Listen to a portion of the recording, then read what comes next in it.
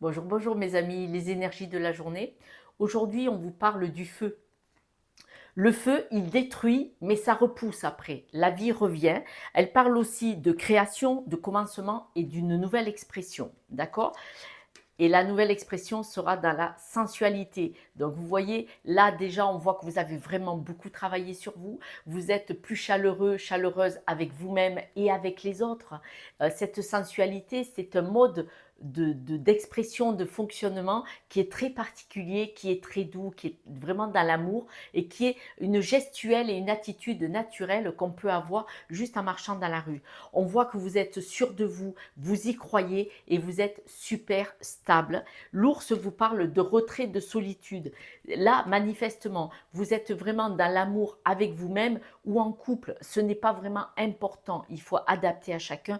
Mais l'ours, il est capable d'être en retrait, d'être dans la solitude, mais il est capable d'aimer. D'accord? Parce que l'ours, c'est quand même, quand il a des petits, il est très attentionné. Il s'accouple aussi, on est bien d'accord. Donc, le retrait, la solitude n'empêche pas d'avoir une attitude de douceur, d'amour et de sensualité. D'accord? D'ailleurs, le feu, il est là pour le mode d'expression, une nouvelle façon de se présenter face à la vie.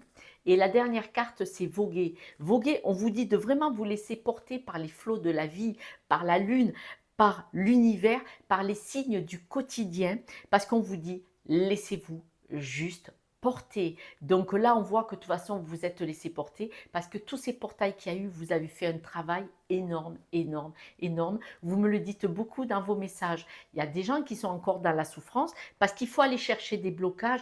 N'hésitez pas, s'il vous plaît, à demander de l'aide.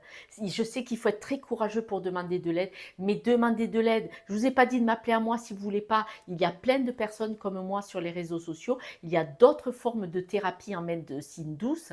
Et de toute façon, il y a aussi, n'oubliez pas, des psychologues qui peuvent vous aider. Parlez-en à votre généraliste, mais ne restez pas dans la douleur et dans la peine. Demandez de l'aide. Les breloques nous disent, là, vous n'êtes pas une personne dans l'évolution actuellement, vous n'avez pas envie de rayonner, vous n'avez pas envie d'être amoureux, amoureuse, de travailler ça, mais vous êtes super stable, deux breloques de stabilité, et pourtant, vous êtes une personne atypique, deux breloques, comme quoi que vous êtes une personne atypique. Il est possible que dans la rue, vous ayez une prestance, vous dégagiez quelque chose dans la rue d'exceptionnel.